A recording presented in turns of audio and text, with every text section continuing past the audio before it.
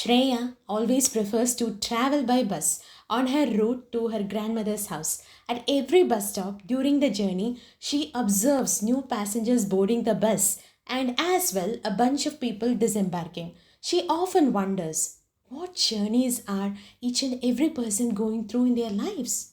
Her mother asks, "Would you like some snacks, dear?" She mentions that they are running a bit late today due to the weather. Shreya smiles and accepts a packet of chips from her mother, then turns to her window seat. The weather is quite chilly, a consequence of the heavy rain. Shreya generally loves the rain, but she isn't particularly keen on traveling during it, as she dislikes muddy roads and wet clothes. Despite that, she is learning to appreciate the positive aspects of every situation, believing that each season is a reward. She smiles.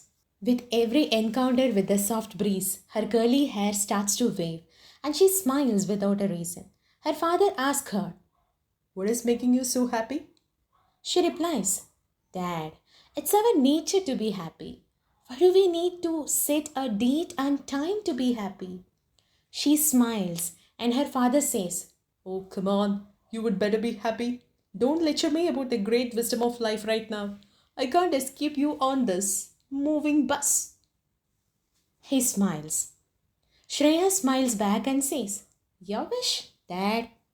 Her dad then turns to her mother and asks, "How did she transform like this? Why can't I argue with her like before?" Shreya listens to her father's question and pretends to focus on watching raindrops. Her mother's voice reaches her ears and she says, "I asked her the same question and she told me to listen to life for once. Then I would realize the magic." She sighs. Shreya can't help but contain her laughter, though she suppresses it. Her dad continues, "Have you listened to life? What did you learn? Tell me." Her mother smiles and says, "If you want to know, you should listen." She smiles. Both mother and daughter seem to have gone a little crazy. Her father thinks. Shreya somehow could read these thoughts from her father's face with occasional side glances, but she still felt like saying nothing. Her mother said, "Maybe you could meditate, then you will get to know what you want to try," and smiled. To this, her father replied, "If meditating is talking in a language where the listeners cannot understand properly, then I'm not going to do that." Her mother continued, telling him, "The wisdom of life, it's a tough syllabus." Shreya smiled at the thought that both her parents in their late 40s are finding difficult to change their point of view about life. Shreya thought, how did I change? What made me see life in a new point of view? Yet she cannot help but smile. She somehow felt happy to visit her grandmother after 3 years. After her childhood, she had never felt happy visiting her grandmother's house. But now she could feel a change. They reached the house and she saw the mango tree in the front yard as grand as ever, proudly waving at her with its leaves as a welcoming gesture. She smiled. The dog, Jimmy, had grown a bit. She waved at it and it barked in enthusiasm.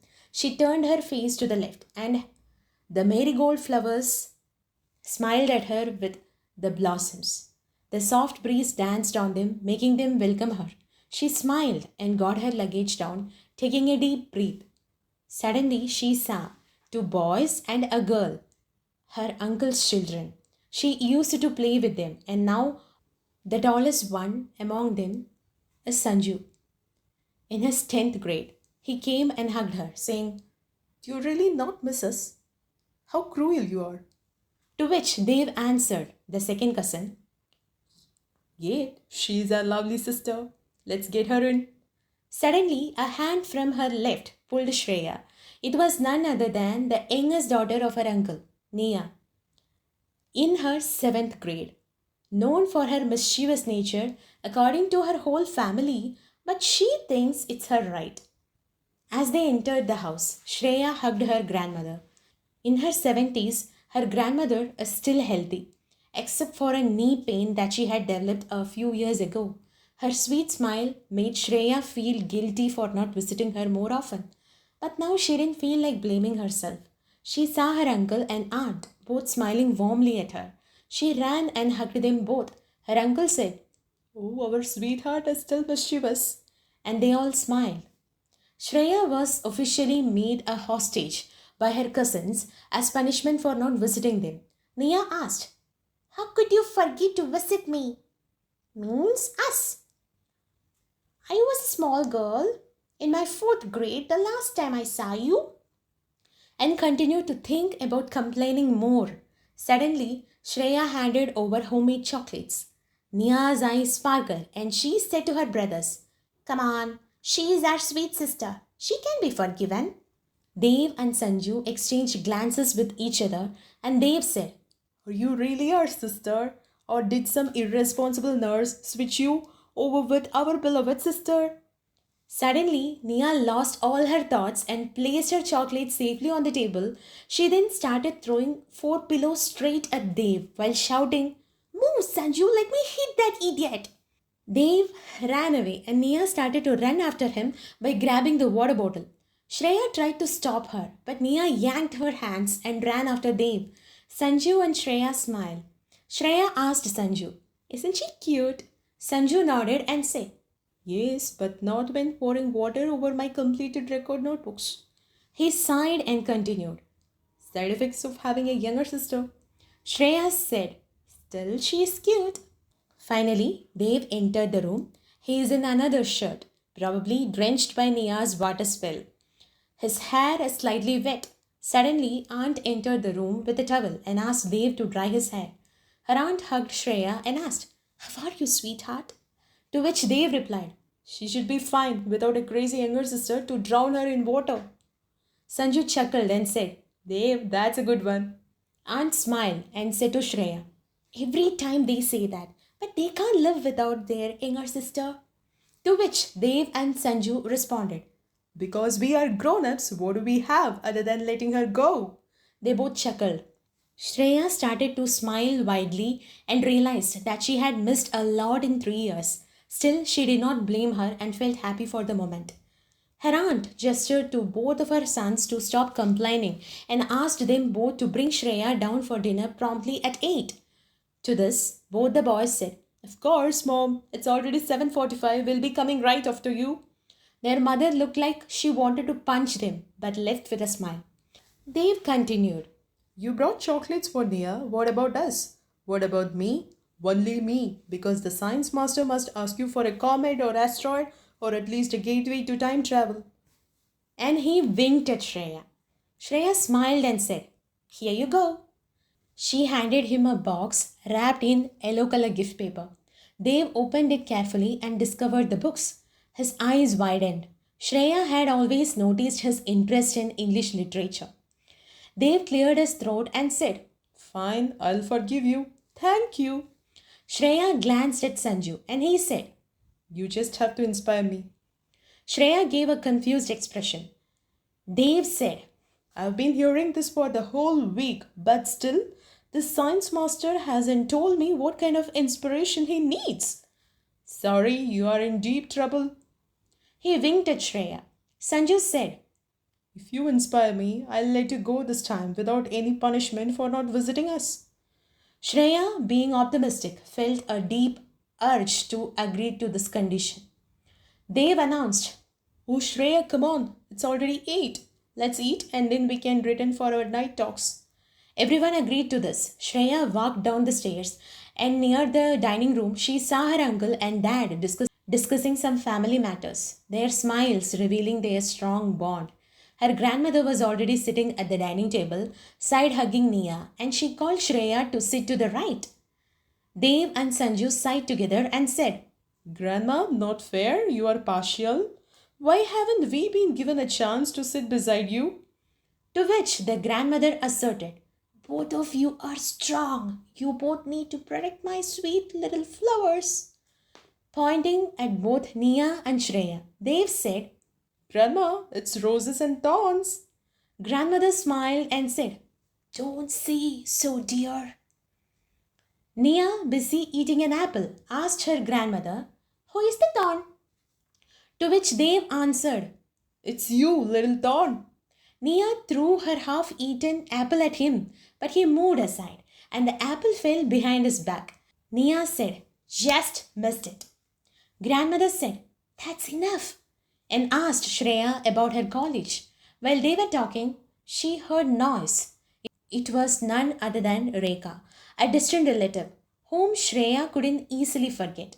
It was 3 years ago, on an evening like this, when she made a scene about Shreya's height. Shreya stood like a statue, enduring all the harsh criticisms in the name of respect. She couldn't forget the insult she experienced on that night, which occurred during a family function. She remembered every detail of that scene, but now she didn't feel pain, but rather a smile. The children got up along with Shreya to show respect to this aunt. She smiled at all of them and saw Shreya and asked, "Oh, you finally showed up. You should be bolder. I remember you trying not to cry years." Her grandmother felt uneasy with Rekha's character, as she was always famous for her manipulative behavior. No one liked her, but they couldn't completely stop her from visiting. Shreya smiled and didn't answer back. She just adjusted her hair and tried to catch Nia from the side of her grandmother. Rekha was now talking with their grandmother, telling her about the wedding that got spoiled because of the bride's shortcomings. Shreya knew where this topic is heading to and waited patiently. She pretended not to listen. Dev was busy eating his food and showing no interest in Rekha. Sanju is also eating his food, but as well listening to Rekha's words.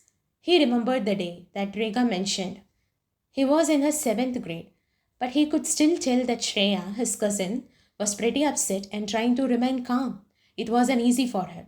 So he felt it was his responsibility to protect his sisters from such cheap characters and listened carefully to her words right now. Nia is eating her food and getting ready for a late night chat with her two brothers and her favorite cousin. She didn't pay much attention to Rekha. Rekha smiled at Shreya's mother and asked her to sit near her. Shreya's mother complied, although she wasn't interested, but she couldn't say no to a guest. Rekha continued to explain the reason the wedding got spoiled, saying, "That bride is exactly like your daughter, not of normal height, just 5 feet. I can't even imagine how her parents had the guts to prepare for the wedding." Upon hearing these harsh words, Shreya's mother's face lost color. Shreya sat comfortably in her chair and responded, "Why, Auntie, what's wrong with a 5 feet girl?" Rega answered, "Oh dear, you don't know. It's not beautiful being 5 feet. You should have grown another 7 inches. But now what to do? You're going to face the same situation. Better you don't search for a life partner."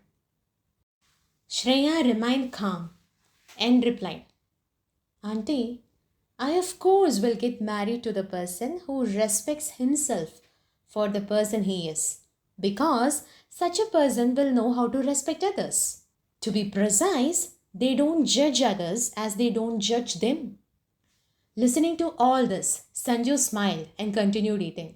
Somehow he got the idea that his sister Shreya is now well equipped to protect herself from such mean characters. Rekha still didn't get her point.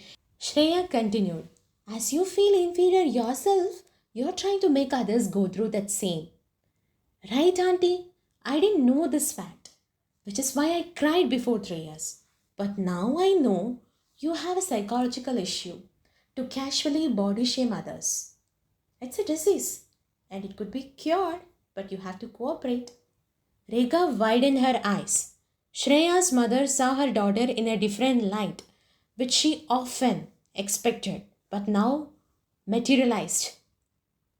Her grandmother smiled and adjusted her glasses. Nia, without even fully comprehending the topic or its weight, asked, "Oh, you are sick?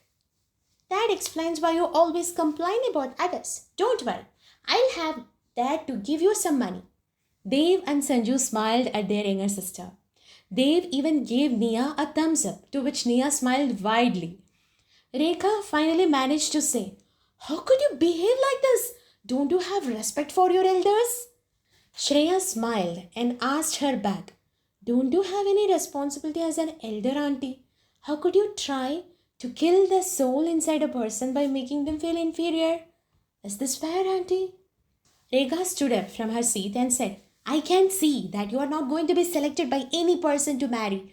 No one likes to marry an arrogant girl like you. To this, Shreya smiled again and replied, Of course, Auntie. I'm not going to get married to a person or his family who resembles you, Auntie. Don't worry. I'm happy being me. And I haven't given anyone permission to body shame me. As these dialogues, even delivered in a calm tone, her voice reached her uncle and father. Both of them came out of the room and witnessed the scene. Shreya continued, Next time, before you try to body shame anyone, remember that life is really watching you, Auntie. You will be served good. Everyone in the room watched Shreya with surprised expressions. No one could believe it was the same girl who had cried 3 years ago. Finally, her uncle said to her father, Brother in law, is that my niece? How confident she is! To which Shreya's father replied, Right, she is confident enough to make the whole world stop saying harsh words to her. Her uncle responded, Anyways, I'll gift my niece something big. What do you think, brother in law? Shreya's father said, You can do as you wish, brother in law. Finally, Shreya asked Rekha Auntie, Auntie, I think this boldness is enough, right? Rekha's face turned red with rage, but Shreya continued, What happened, Auntie? Before 3 years, you made me stand like a joker, and I didn't utter a single word. So back then, I was a very good girl, as you told me. Now, when I speak with confidence, you can't stand it. Just because I'm confident doesn't mean I'm arrogant. It's time to change your point of view, Auntie.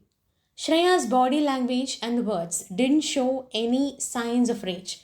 Everyone could witness her calm nature and the confidence shining through her. Rekha, with an angry tone, said, You will be given a big punishment by God. Shreya replied, God would smile at me for feeling comfortable in my own skin. Don't worry, Auntie. Rekha felt that she needed to leave. She turned back and in no time slipped with the apple falling to the floor. Nia and Dave closed their eyes in a lightning speed, and when they opened them, they saw Rekha screaming in pain. Oh my god, my legs! Shreya reached her room with her cousins. Nia asked her, Isn't it good that the mean auntie fell down? Dave said, Yeah, very well. Shreya told them, No. Dave and Nia are completely confused right now, along with Shreya. Sanju said, You finally inspired me to write about the power of self love. Dave gave a confused smile and asked, Is that your topic? To which Sanju nodded. He came and held Shreya's hand, saying, Sorry, last time I couldn't protect you from that mean lady, but today I was ready. You didn't give me a chance. Shreya smiled and said, It's all right. Sanju remarked, You really transformed into someone. What happened in these 3 years? Shreya replied, I listened to the voice of life. Dave asked, Oh, you started reading philosophy? Sanju hit his head and Dave clarified, Know that? Shreya responded, I fell in love with myself. Nia's eyes widened at the word love and she just jumped in front of Shreya asking, Are you in love? Dave pulled his sister back and said, It's a tough syllabus, young sister. But Nia pinched his hands instead. Sanju smiled and said, Self love is powerful enough to make us feel confident in ourselves and also make us compassionate. Right? Shreya smiled and nodded. She felt that she had inspired her cousins and had become a socially responsible individual. Next time, before trying to body shame anyone, Rekha auntie would think twice. She thought. Suddenly, Shreya was pulled back from her thoughts by none other than Nia. Everyone started to laugh, and Shreya felt that something from life was coming her way once again. Out of nowhere, Dave said, To love oneself is the beginning of a lifelong romance. Said bye. But Shreya doesn't bother to say the answer. But she felt life's way of appreciating her. She felt even happier and hugged Nia tightly before starting to recite ghost stories. The rest of the night is filled with laughter and Shreya felt at ease. The end. So, friends, I hope you really enjoyed the story. So, self love is the very powerful thing that can help you to defend yourself. You have to really say no to each and every person who really tries to harm you, even with words or with actions, because it is your first duty to love yourself and to stand for yourself. So, cheer yourself up and always embrace the person who you are. By telling you all this, your moon friend is vanishing with a very last question to you guys. Friends,